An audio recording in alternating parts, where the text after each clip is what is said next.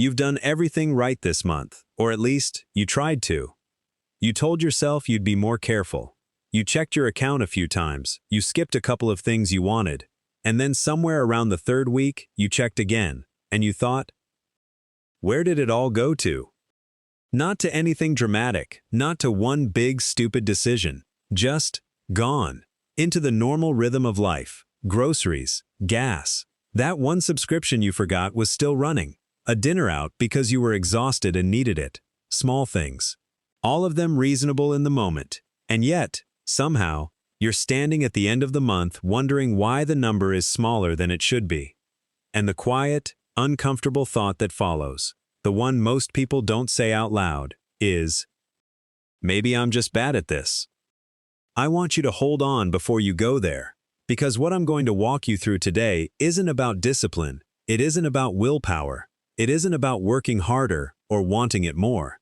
It's about your brain, and the specific, documented, completely predictable ways it was built to work against your financial life, without you ever realizing it. Hi, my name is Alpha, and in this video, we're going to break down exactly why your own mind might be the biggest obstacle standing between you and financial stability, and more importantly, what you can actually do about it. This isn't about making you feel worse about your choices. It's about understanding the invisible forces shaping them, because once you see it, you can't unsee it, and that awareness alone changes everything. Here's the story most financial content tells you. You're broke, or struggling, or stuck, because you lack discipline, because you spend emotionally, because you don't know enough about money. And if you just learned the right system, or found enough motivation, you'd finally get it together. That story is incomplete, and honestly, it's a little unfair. Because the truth is, and behavioral economists have spent decades proving this, the human brain was never designed to handle money well.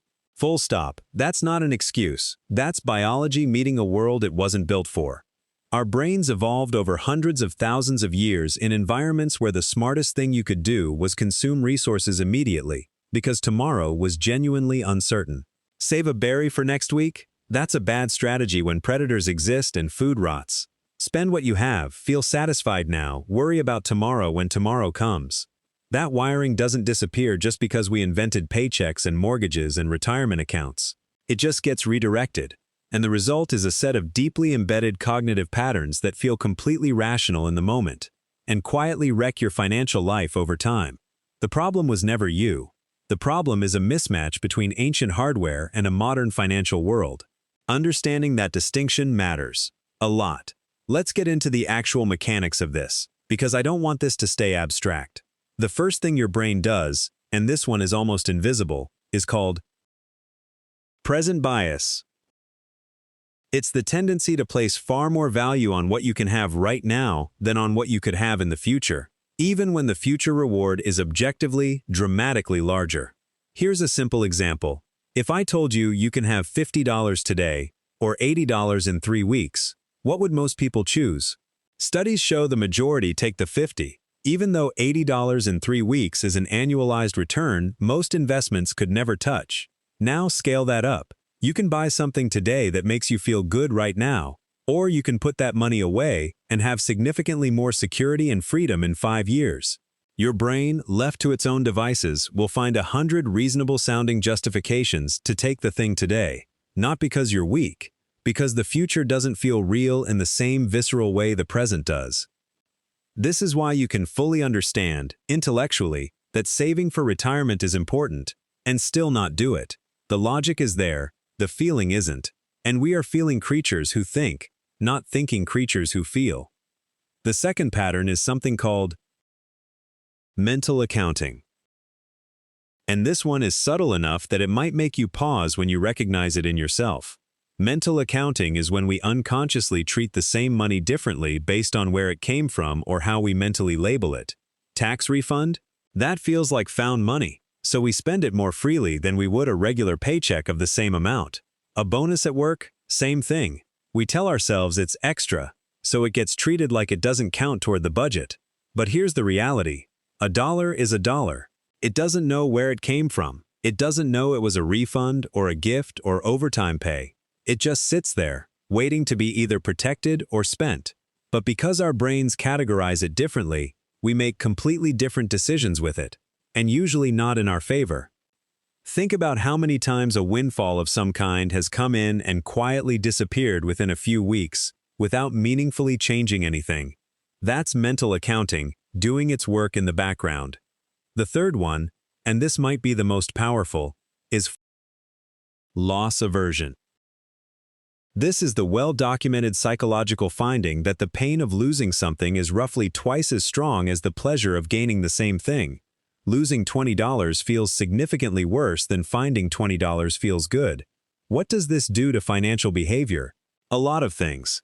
It makes people hold on to bad investments too long because selling would mean making the loss real. It makes people avoid investing at all because the fear of losing money outweighs the rational understanding of long-term growth. It makes people keep money in a savings account earning next to nothing because at least it feels safe, even as inflation slowly erodes its real value. Loss aversion is why the idea of budgeting feels threatening to so many people. A budget doesn't feel like a tool. It feels like something being taken away, like restriction, like loss. So the brain resists it, even when the rational mind knows it's the right move. And then there's one more pattern I want to name, because it ties all of this together. It's called the optimism bias. And it's the quiet confidence that things will work out, that next month will be better, that the raise is coming, that the timing will improve. On its own, optimism is beautiful, but when it comes to financial planning, unchecked optimism becomes a reason to not act now. Because if things are probably going to get easier soon, why make hard choices today? This is the foundation of the "I'll start when" trap. The brain genuinely believes in a better future, and uses that belief as a permission slip to stay comfortable in the present. None of these patterns are rare, none of them are signs of low intelligence or poor character. They are universal. They show up in doctors and lawyers and teachers and engineers and everyone in between. They show up in people who know exactly what they should be doing and still can't quite do it consistently. Because knowing and feeling are different systems in the brain, and money decisions live in the feeling system, not the knowing one. So here's the shift that changes how you approach all of this. You stop trying to fight your brain, and you start designing around it. This is what the research actually points to. Willpower is a limited resource. Motivation is inconsistent. But systems, well-designed, low-friction systems that work with how your brain actually functions rather than against it, those are durable. Think about it this way. If loss aversion makes you afraid to spend, you can use loss aversion to your advantage. Frame saving not as putting money aside, which the brain reads as losing access to something, but as protecting money from being spent. Give the savings account a specific name: house fund, emergency buffer, freedom account, something that carries meaning. Research shows that labeled accounts change spending behavior because now spending from them feels like a loss. The same psychology that was working against you starts working for you. If present bias makes you discount the future, the answer isn't to try harder to care about future you, it's to make future you feel more real right now. Some people do this by writing a letter to themselves 5 years from now. Others look at photos of older family members and think concretely about what they want that stage of life to feel like. Researchers at Stanford actually found that when people saw age-progressed images of themselves, they saved more for retirement, because future you stopped feeling like a stranger. The moment you stop treating financial discipline as a character trait and start treating it as an engineering problem, that's when things begin to shift. Let me bring this down to ground level, because I don't want this to stay theoretical. The first thing worth doing is automating any financial behavior you want to be consistent. Saving, investing, debt payments. Move them out of the decision zone entirely. Set them to happen automatically the day after your paycheck lands. Your brain can't resist what it never gets to consider. This is the single highest leverage habit in personal finance, and it costs nothing to set up. The second thing is to get honest about your mental accounts. The next time you receive money that feels extra, a refund, a bonus, a gift, pause before you spend it and consciously decide what it is. Not what it feels like, what it actually is: money. That can either sit and slowly compound into something meaningful or disappear into the rhythm of daily spending. That moment of conscious labeling can genuinely change the outcome. The third thing is to reframe your budget. If the word budget feels like deprivation to you, change the word. Call it a spending plan. Call it a freedom map. Whatever framing makes it feel like gain rather than loss. Because the content of the thing doesn't change, but how your brain receives it absolutely does. And finally, give your future self a face. Not in a cheesy way, just get specific about what you're building toward. Not financial security as an abstract concept, but something concrete, a specific kind of morning, a specific kind of choice you want to be able to make. The less abstract it is, the more your present-biased brain can actually feel it, and feeling it is what drives behavior, not understanding it. I want to leave you with something real. You have not been failing at money because you lack willpower or intelligence or drive. You've been navigating a world that is specifically, almost expertly, designed to exploit the exact cognitive patterns we just talked about. Marketing departments understand present bias. Credit card companies rely on mental accounting. The entire consumer economy is quietly, consistently nudging your ancient brain toward spending. That's not a conspiracy. It's just the world we live in. And understanding it, really understanding it, is one of the most quietly powerful things you can do. Because once you see the mechanics, you stop blaming yourself for being human, and you start making small, intentional design changes to your environment, your systems, your framing, that accumulate into something meaningful over time.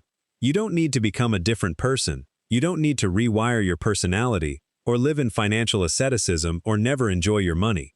You just need to stop letting your default wiring make all the decisions for you. Start small. Automate one thing. Label one account. Name one future goal with enough specificity that it actually feels like yours. Progress is not linear. Some months will be messier than others. Life doesn't care about your budget timeline, but the person who understands why they make the choices they make, that person has something the one chasing discipline and motivation never quite finds. They have self-awareness, and that, quietly, is where everything changes.